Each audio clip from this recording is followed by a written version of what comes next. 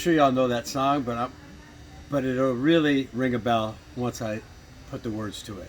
Okay? So for now, it's just sort of keeping you guessing. Very popular tune with a great message. I'll explain that in a moment. So sometimes, as you go through life, somebody tells you something and it just, wow, really touches you deep inside. It sticks with you. It's something you always remember. You might even think about it more than once a day. And several years ago, I don't know, maybe it wasn't that long ago really, maybe 3-4 years ago, we went to Australia.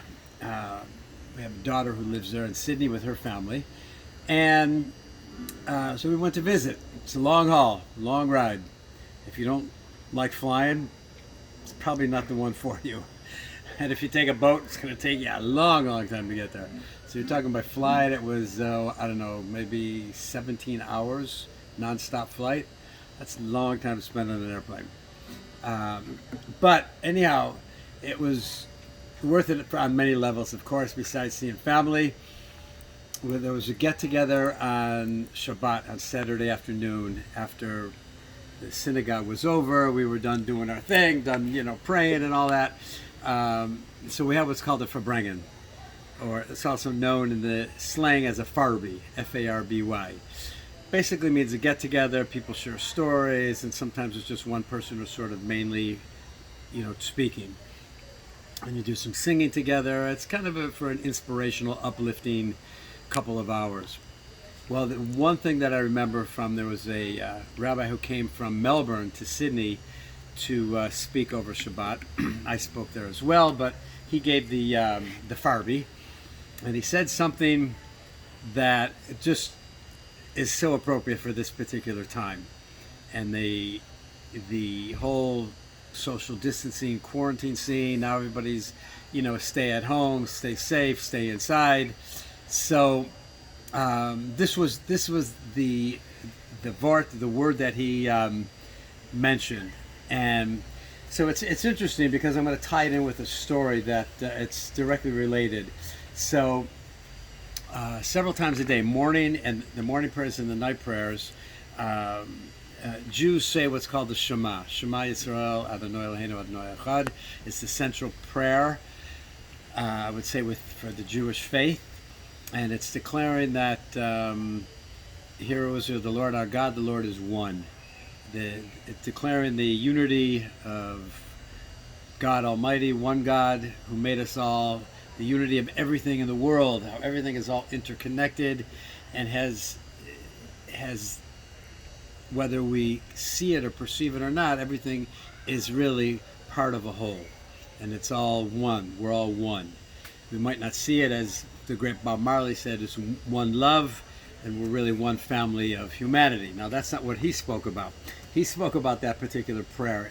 It's actually made up of that one line of Shema Yisrael, Hear, O Israel, the Lord our God, the Lord is one. And then there's actually 3 paragraphs. In the middle paragraph, it says what happens if we don't listen, we don't follow, the commandments. Basically, we get in trouble, and it ain't good. And there's a couple of words in there that says, and va'avadatem mehera me'al ha'aretz hatova asher Hashem nosen lechem, and you will quickly perish from this good land which the Lord has given you, if we don't don't observe these particular commandments. Now, pretty much everybody knows the 10 commandments. So those are, those are sort of like the ringers, the main ones. Torah is actually made up of 613 commandments. But this is what he spoke about. This is what he mentioned, and it just struck a chord. Pardon the expression. Here's a nice chord for you. Okay, that's the G, and you put in this one. That's the open G, and then you add this little one. Ah, sweet. Makes that G chord. Listen to the difference. All right. Ah, it's that sweet little extra note in there. So anyhow, it struck a chord inside me, and this is what he said. It says, the 2 Hebrew words, va'avadatem mehera, means you'll quickly perish. Quickly, like you're out of here. You're history, as they say. So he said that the Hasidic interpretation, the Kabbalistic interpretation, uh, what's the Hasidic pshat? What's the Hasidic interpretation? Va'avadata mehera, that you should get rid of mehera. Get rid of this, because there's really no punctuation in Hebrew. It's very, you don't know where is the period, where is the comma. And I have the merit to read the Torah every Shabbat.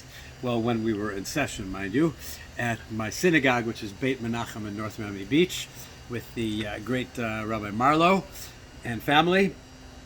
And so with the Torah reading, it's just the Hebrew letters with no vowels, no punctuation, none of that's in there. So when you read this paragraph in the Torah, in the prayer book, it has all the punctuation and everything. But when you read it in the Torah, you could put a comma anywhere, pause anywhere. So the Hasidic explanation, this Kabbalistic inner explanation, is va'avadatem mehera, that you should get rid of this idea of mehera. What's mehera? It's the word quickly. It means being in a rush, always being in a rush, finding it difficult to slow down. Now, how appropriate is that in this day and age, when we thought all of these electronic gadgets, these digital gadgets, were going to free us, make our lives easier, more relaxed? In my opinion, it has done the exact opposite. We're more frantic than ever. We've got to check our emails 16 million times a day. We've got to go to this site and that site and social media. And now it's not just Messenger, it's messages and Messenger and WhatsApp and Instagram and TikTok and there's a gazillion of them to keep us always like we have to be like schizophrenic, on our toes. We're like manic about it. We can't go to sleep. We have one cell phone here, another phone here, our computer, our laptops are over here. And so our lives have become incredibly busy, incredibly in this destructive whirlpool of a rat race until a few weeks ago. When there has been this enforced notion of social isolation and quarantine. And now everybody's singing songs and putting up all these creative things on the internet about staying at home. And it's for safety reasons, and it's for our health, and just stay at home. And the one I just saw recently was, staying inside, right? It was very well done. A lot of creative things going on. Now that we are in this process of va'avadatem mehera, that we've very quickly gotten rid of this idea of always being in this crazy mad rush. Okay? So it's sort of been this enforced notion of va'avadatem, getting rid of mehera, this idea of bimhirut, of always being in this mad, crazy rat race of a rush. And so now we can stop and breathe. You remember what the song is now? Let's see if you remember right here. Slow down, move too fast. You got to make the morning last. Just kicking down the cobblestone, looking for fun, feeling groovy. I love the second verse too, because the words, come on, Simon and Garfunkel. Hello, lamppost, what you knowin'? I come to watch your flowers growin'. Ain't you got no rhymes for me? Do, feeling groovy. Da da da da da da da da da la la la la la. So that's the song, man. Ready? Slow down, you move too fast. You got to make the morning last. Just kicking down the cobblestone, looking for fun, feeling groovy, feeling groovy. slow down.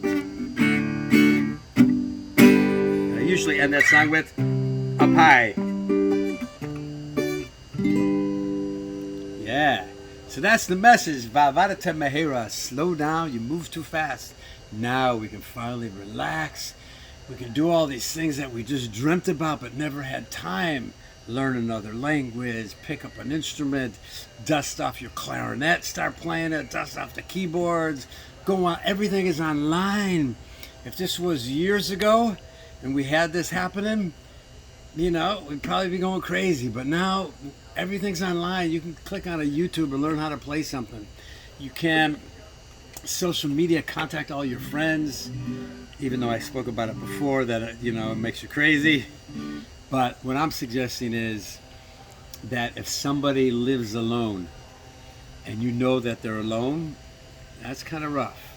So if you're with somebody, consider yourself lucky. If you're with your, you know, significant other, you got your kids with you, you're lucky. Don't consider this like, I'm pulling my hair out, what do I do? Right? You're very fortunate.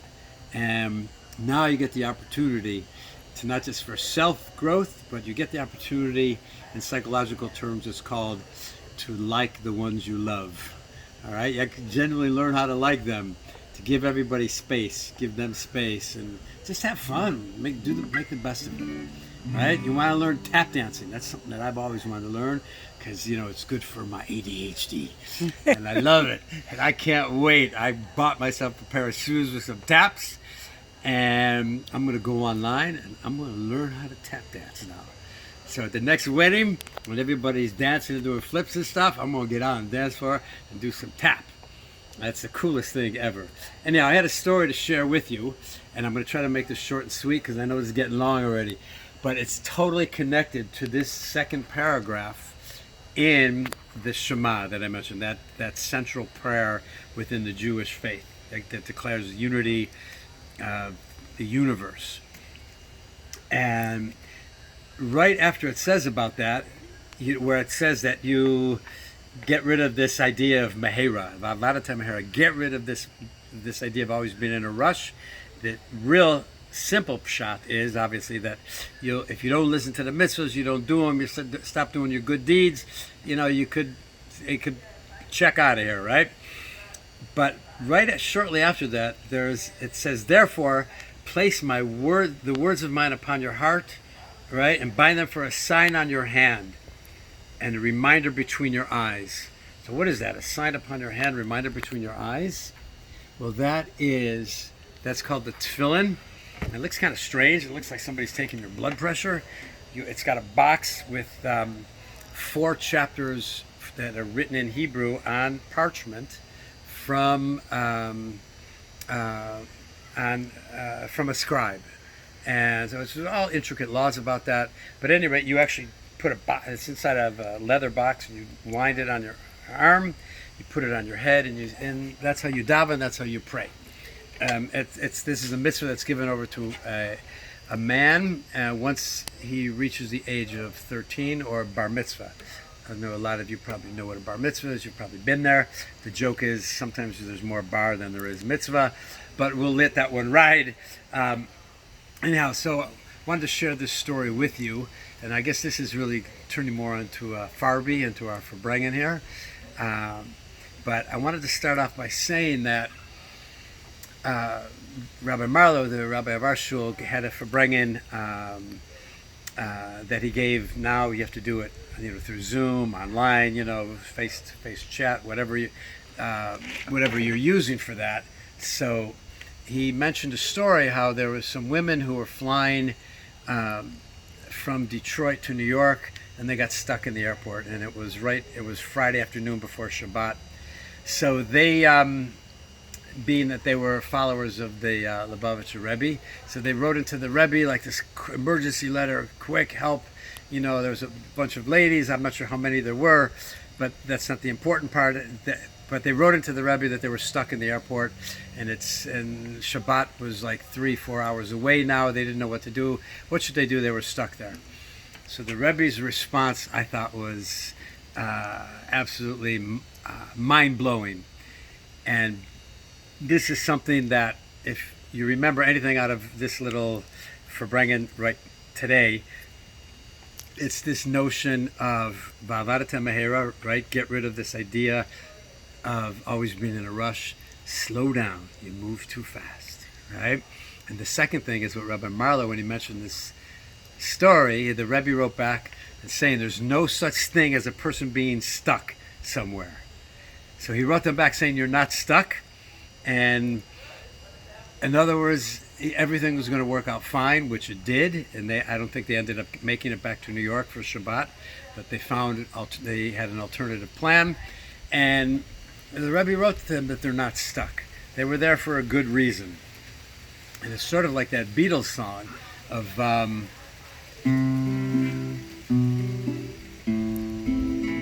Let's see if I remember it. You probably know the song.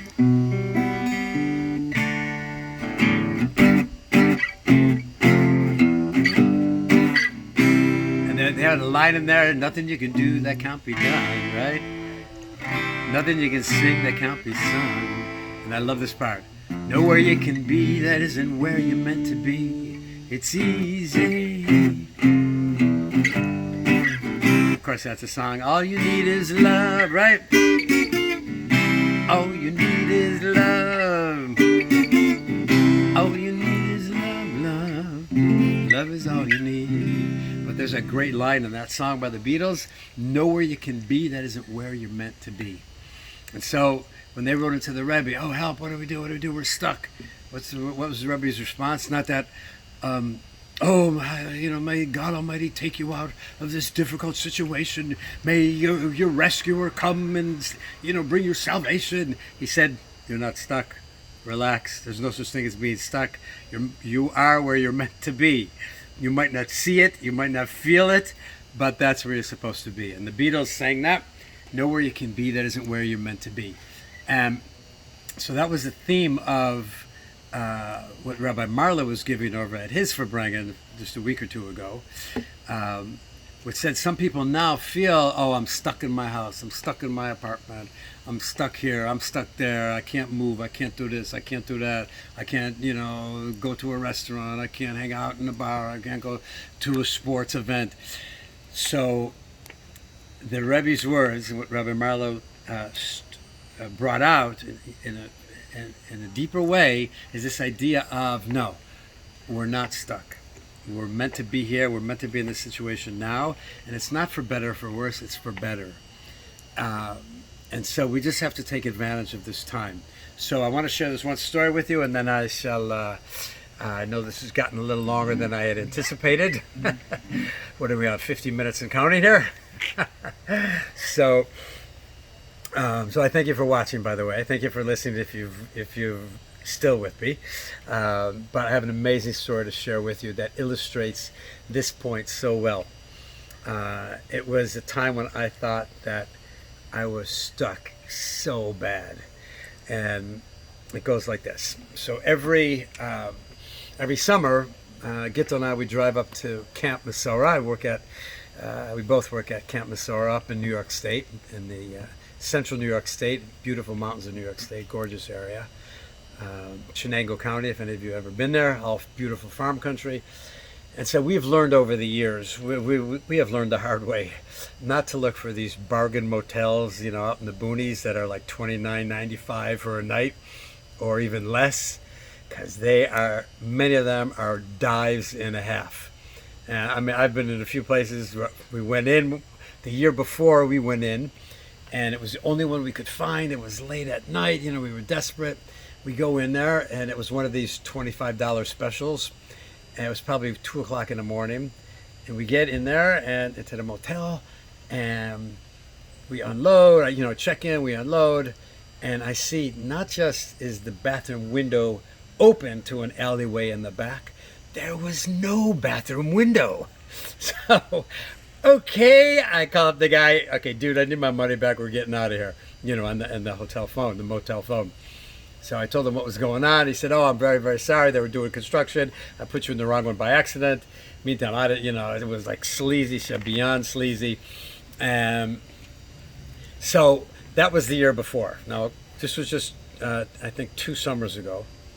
So we decided, you know what, we're gonna do this very menschlich. We're gonna do it, like the proper way, like mature adults. We're going to go to like a nice place. We're gonna spend 60, 70, 80 bucks and for a decent place and get there early. Let's check in by 10, and go to bed by 11, you wake up early, do it all, like a mensch, right? Like a good, the way it's supposed to be done. Well, there's an expression, Mensch tracht und Gott lacht. A person plans, but God laughs, which I think the good Lord is doing right now. And so we decide that's what we're going to do. Well, we are in the back country in southern Pennsylvania, dark roads, and there was construction. So 10 o'clock, and it was only one car. It came to a single lane. And then there was fog, and we had to slow down. I'm going like 10 miles an hour. 10 o'clock turns into 11. 11 turns into midnight. I'm starting to lose it, folks. I'm going to be honest with you. I'm like, so much for my great plans. Come on. I planned this out so well. Come on, what's going on here? We looked ahead. We were going to stop at this place, which was only 45 minutes up the road, and now it's 45 minutes is becoming 2, 3, 4 hours.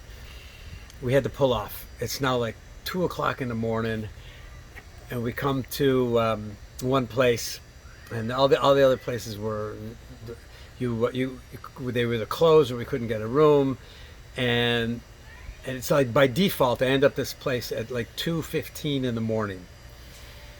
I come into the hotel and I'm like totally wiped out. I'm totally flustered. I'm totally, upset. Like my great plans just went down the drain, and I'm stuck. Okay, I'm stuck. This is like, Hashem, why are you doing this to me? I'm totally stuck. What's going on here? I go into the lobby, and the lady was talking to one guy in the lobby, and she was registered. I thought she was registering him, so I'm waiting. It's like 2:15, 2:20, 2:25. Finally, I'm like, excuse me, are you checking in, sir? Because I got my wife's in the car. We're really exhausted. If I can just check in ahead of you. So he says, oh, I'm really sorry. Well, I wasn't checking in. They didn't even see me. Okay, she didn't see me. He didn't see me, and so. I said, okay, thank you. He steps aside. I check in. I start to walk past him to go to the car, and it's now 2:30 in the morning, and he says to me, he sees my kippah, my yarmulke here, of which I must show you. Okay, yeah, Florida Gators, woo! I know I live in Miami, but my son went to Gator country. He went to the swamp, and so I became a Gator fan. So I'm still a diehard Buffalo Bills fan. Don't worry, folks, and Buffalo Sabres. But so as I'm walking by, he sees my kippah, and he says to me, "Oh, you're Jewish." So I said, "Yeah." He says, "Oh, I am too." I said, "Oh, that's really nice, cool." And so we spoke for like 30 seconds. I wasn't really in the mood to talk, and he tells me he's a Kohen. That's a in the Jewish religion, there's the Kohen known as the priests, and so when you call up somebody to the Torah, they get first dibs. You call them up first out of respect, and that lineage is traced in the DNA even, and it goes all the way back to Aaron, Moses' brother, who was the first Kohen. And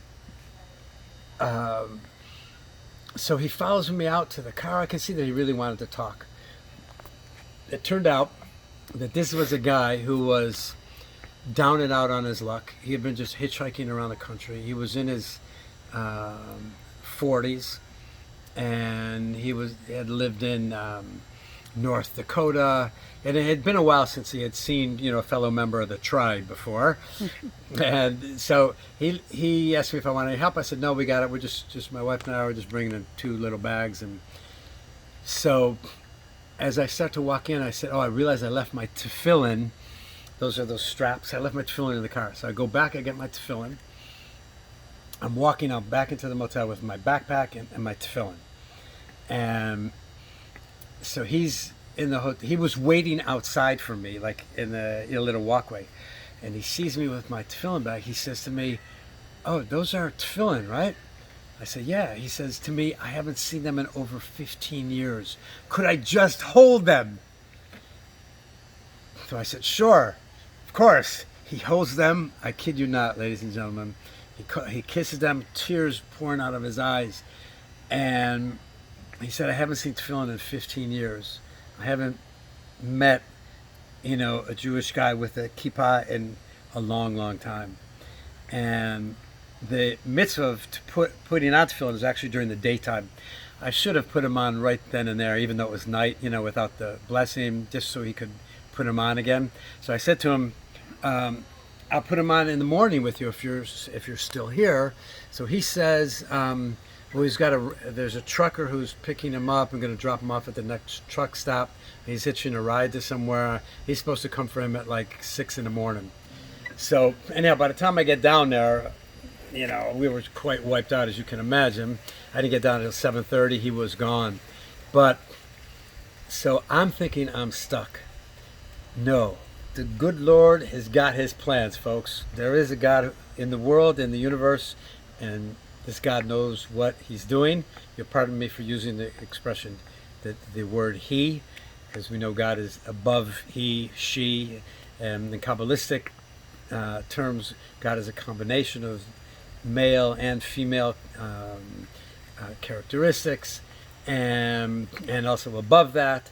But I don't want to get sidetracked. But in Hebrew, the expression is yesh balabais ledirazo. There's someone in charge over here who knows what he's doing, and that's the good Lord. We might think that there's no good reason for why this is happening, and that we're all stuck. But so I want to end with this notion that no, we're not stuck, and it is happening, and we do hope it's contained, and that this virus will be defeated soon. We should all emerge in safely and in good health, in good strength, and in happiness. And we do mourn, of course, for all those who have lost their lives already. And of course, it's sad beyond words. But at the same time, we have to keep our chins up, keep our spirits up, and work together. Realize that we're all in this one world together. And what we started by saying that, hear Israel, the Lord our God, the Lord is one. We are one big, huge, crazy, wild family with all different kinds of siblings, right? Big and short and little and tall and long beards and short beards and no beards and curly hair and pink and yellow and green hair and all different kinds of cultures, but one God made us all. And so stay strong, everyone, and just put this time to good use. Now's the time to chill out, do those things that you never had time to do. And a lot of people have told me that they've never had time to get to know their kids. The kids have never had time to get to know the parents. And the kids have never had time to get to know each other. And you've never had time maybe to get to know your grandparents, your great-grandparents. If anybody is alone, the mitzvah out of this is call them up today and just see how they're doing. They'll appreciate it. Share the love. And just remember, slow down, you move too fast. You got to make the morning last. Kicking down the cobblestone, looking for fun and feeling groovy. Da da da da, la la la la, la la la la la.